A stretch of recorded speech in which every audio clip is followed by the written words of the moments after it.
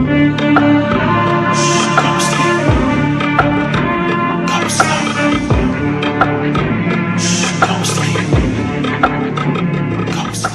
blender Indonesia. Assalamualaikum warahmatullahi wabarakatuh. Masuk kepada pertanyaan The Brondol adalah seorang petani kelapa sawit di lahan gambut yang menyampaikan bahwa kenapa di lahan gambut saya tanamannya itu cenderung stagnan alias bahwa tidak ada pergerakan pertumbuhan apapun, Pak Pendi. Yang kedua, bahwa tanaman yang sudah produksi pun kok tidak modot-modot atau tidak berkembang dengan sangat baik. Maka nggak ada salahnya bahwa sekali ini kita akan membicarakan adalah 3 faktor pembatas yang umum terjadi di lahan gambut yang menyebabkan tanaman kita akan menjadi sebuah akan mengalami terhambat pertumbuhannya yang akan berujung terhadap perkembangan dan pastinya akan berujung pada produksi. Sebelum kita menjelaskan 3 faktor penghambat, mungkin saya jelaskan dulu sistem gambut. Misalnya ini adalah sebuah gambut ini, kemudian ada lahan gambut. Kemudian dibikin parit seperti ini. Maka bahwa kandungan air yang ada di sini, ini adalah setara dengan yang ada di parit sini. Jadi misalnya parit sini tumbuhnya segini, maka airnya segini. Pertanyaannya adalah kenapa? Mungkin tidak terjadi di lahan mineral, karena mineral cenderung lahannya adalah padat. Kemudian bahwa rongganya cenderung juga rapat karena bahwa didominasi oleh liat. Namun pada lahan gambut tidak, karena bahwa di dalam lahan gambut adalah isinya adalah partikel-partikel organik atau tumpukan bahan organik berisi dari daun ataupun ranting-ranting cabang, apalagi di gambut mentah. Maka ketinggian muka air di parit ini adalah sama dengan tinggi air yang ada di daerah gambut. Jadi kalau misalnya ketinggiannya segini, ya maka airnya akan ngikut segini. Karena bahwa dia akan terjadi ketinggian air adalah sesuai dengan dia akan meresap ke dalam partikel-partikel bahan organik sebagai penyusun dari gambut itu sendiri. Ini yang harus kita pahami dulu.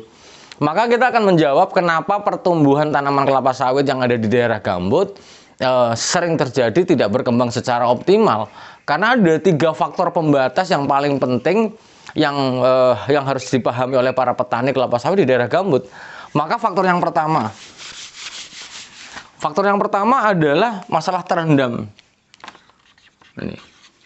Atau masalah air atau muka airnya.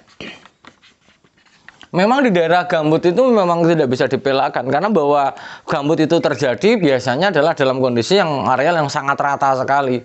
Jika dalam kondisi air yang banyak, maka gambut akan memegang air dalam jumlah yang sangat banyak karena bahan organik. Bahkan bahwa gambut mampu memegang air sampai 200% daripada berat asli bahan gambut, penyusun gambutnya. Hal ini sangat penting dipahami. Jadi begini.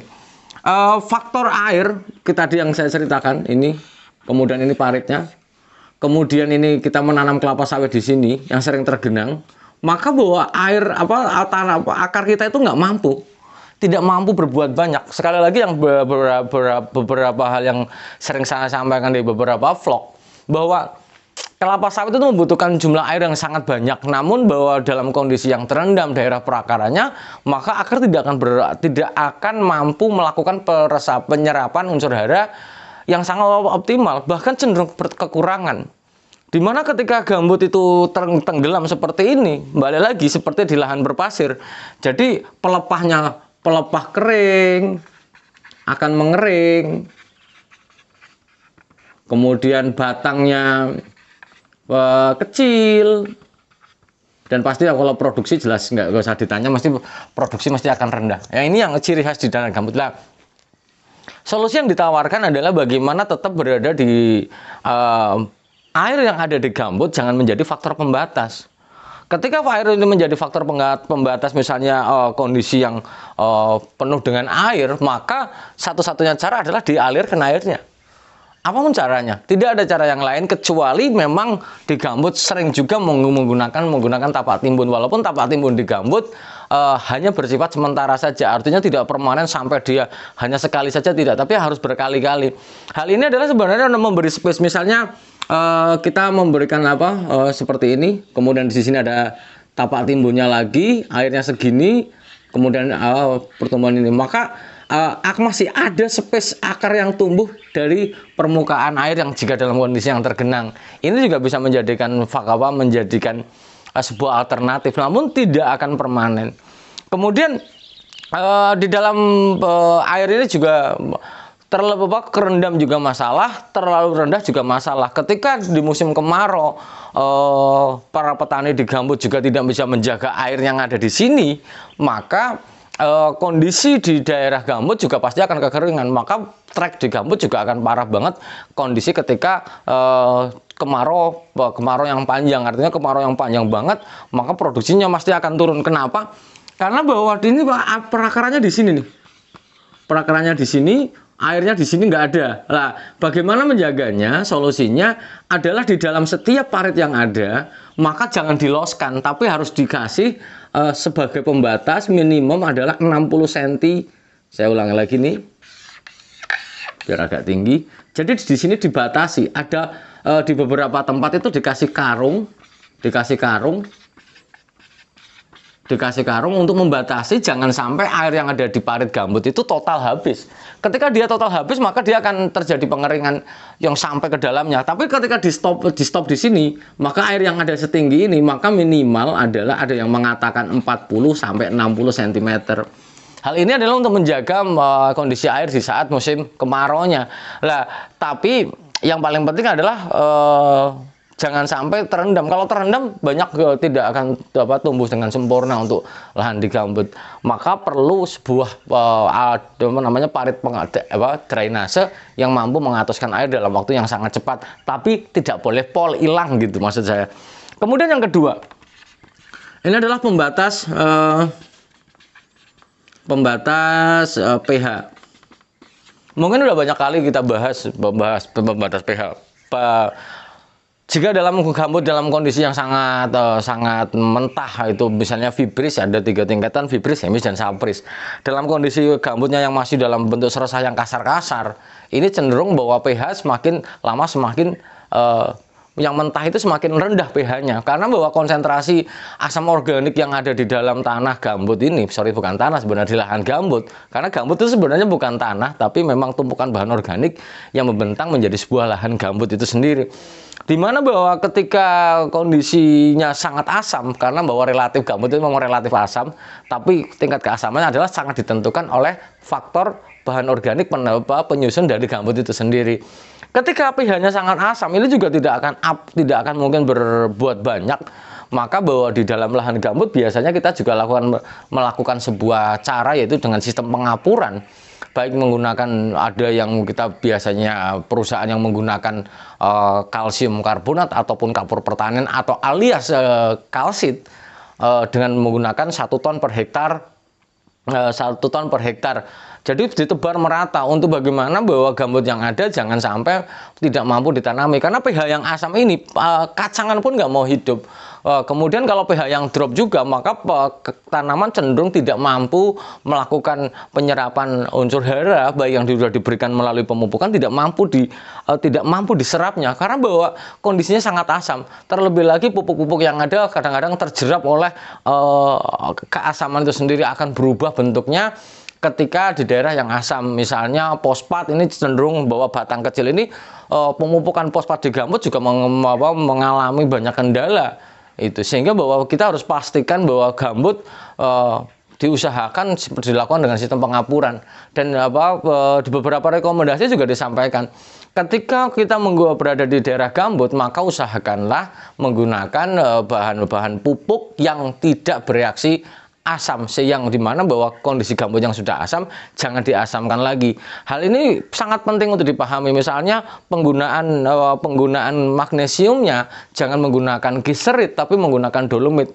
atau kalsium magnesium karbonat yang relatif akan menaikkan pH-nya. Termasuk fosfornya adalah menggunakan rock fosfat, jangan menggunakan TSP atau SP36, karena sekali lagi gambut sangat, faktor pembatas yang selanjutnya adalah pH yang masam itu sendiri. Ketika tidak bisa terpecahkan, ya sudah terendam pH-nya asam, maka harus kita selesaikan dulu masalahnya. Faktor ketiga di pembatas gambut itu sendiri adalah sebenarnya yang paling penting memang adanya kondisi kimiawi yang ada di dalam tanah gambut itu sendiri. Artinya bahwa tidak hanya serta-merta di sini yang paling penting ingin saya sampaikan adalah pembatas mikro atau unsur hara mikronya.